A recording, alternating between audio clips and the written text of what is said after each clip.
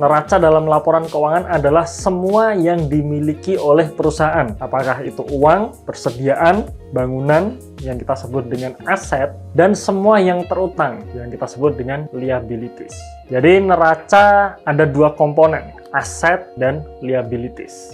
Secara sederhana teman-teman sekalian, neraca dalam laporan keuangan bisa kita gambarkan sebagai berikut. Di sisi kiri kita sebut dengan aset, dan di sisi kanan kita sebut dengan liabilities. Di sisi kiri atau aset itu menggambarkan penggunaan dana dari suatu perusahaan. Sedangkan di sisi kanan atau liabilities itu menggambarkan sumber dana dari suatu perusahaan. Nah, dari gambar tersebut teman-teman sekalian, Anda sudah mengerti ya komposisinya. Jadi dari sisi di sebelah kiri ini adalah penggunaan dana, dan di sisi sebelah kanan ini adalah sumber dana. Maksud dari sumber dana dan penggunaan dana sendiri itu adalah seperti ini teman-teman. Dari mana uang itu bersumber, kemudian untuk apa uang itu digunakan. Nah, ini maksud dari sumber dana dan penggunaan dana.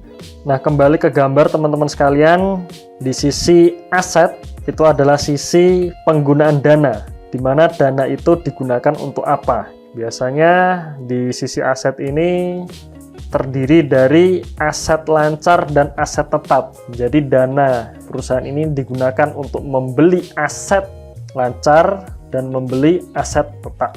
Kemudian dalam susunannya biasanya susunan teratas itu adalah aset-aset yang liquid. Maksud liquid di sini adalah aset-aset yang paling gampang dicairkan. Jadi pasti di dalam aset lancar ini yang paling atas itu pasti adalah berupa kas atau uang, kemudian piutang, baru persediaan.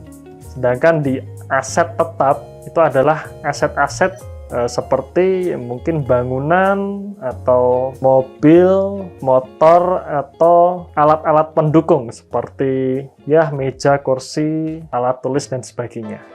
Kemudian di sisi liabilities yang saya gambarkan tadi sebagai sumber dana atau dari mana perusahaan ini mendapatkan dananya, nah itu biasanya ada dua, yaitu yang atas ini biasanya adalah hutang, kemudian yang bawah ini adalah modal. Jadi perusahaan ini dananya bersumber dari hutang dan modal. Hutang sendiri biasanya dikelompokkan dalam dua jenis teman-teman sekalian, yaitu hutang jangka pendek. Ini biasanya hutang-hutang yang jatuh temponya di bawah 1 tahun, dan ada hutang jangka panjang, biasanya hutang-hutang yang umurnya di atas 1 tahun.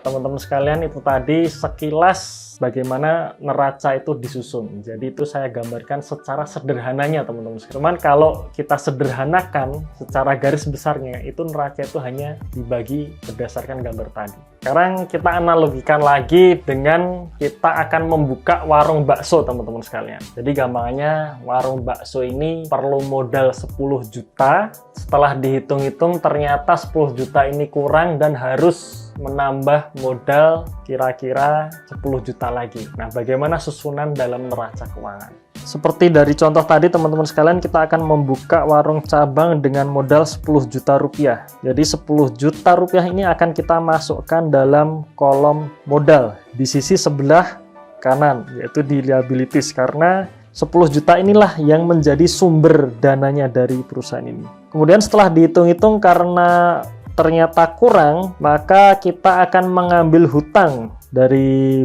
bank mungkin atau dari siapapun. Karena kita berhutang 10 juta rupiah, maka akan kita tempatkan di sisi liabilities bagian hutang. Nah, di sini di kolom sebelah kanan ini kita punya hutang 10 juta dan modal 10 juta. Berarti total liabilities kita adalah 20 juta rupiah. Jadi sumber perusahaan warung bakso kita ini sebesar 20 juta rupiah. Kemudian 20 juta rupiah ini kita gunakan untuk apa? Nah, pastinya akan kita cadangkan dalam bentuk kas dulu. Jadi nggak mungkin kita nggak pegang kas sama sekali kan. Misalkan kita ambil kas kita 2 juta. Ya, jadi misalkan kalau ada yang mau beli bakso, kemudian ada bayarnya lebih, kita harus ngasih pengembalian. Nah, di situ sebagai kas kita 2 juta. Kemudian untuk kita beli bahan baku seperti bakso, bihun, dan lain-lain, katakanlah 10 juta rupiah. Maka kita tempatkan dalam sisi aset di persediaan itu 10 juta rupiah. Kemudian kita perlu beli gerobak, beli mangkok, beli kursi, beli meja. Itu kira-kira 8 juta rupiah. Maka kita tempatkan dalam sisi aset di aset tetap itu 8 juta rupiah. Jadi setelah kita total, aset kita juga berjumlah 20 juta rupiah. Nah, teman-teman sekalian bisa lihat antara aset dan liabilities ini harus seimbang. Karena sumber dananya itu berapa dan dananya itu digunakan untuk apa, itu pastinya adalah sama. Dari contoh yang sederhana tadi, saya yakin teman-teman sudah bisa mengetahui bagaimana neraca itu disusun. Nah, cuman memang kalau dalam perusahaan besar itu pasti akan lebih kompleks, tapi sekali lagi secara garis besar itu sebenarnya neraca itu sesimpel itu, teman-teman sekalian. Nah, Anda perlu banyak baca laporan keuangan supaya nantinya teman-teman pasti akan lebih ahli lagi dalam baca laporan keuangan.